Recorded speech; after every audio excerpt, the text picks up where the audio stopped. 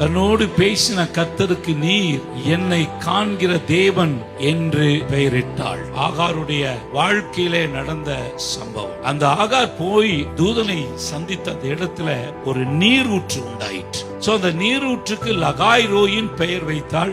அதனுடைய அர்த்தம் நீர் என்னை காண்கிற தேவன். வேதத்துல பாத்தீங்கன்னா முக்கியமான இடங்கள் எல்லாம் நீரூற்று இருக்கு.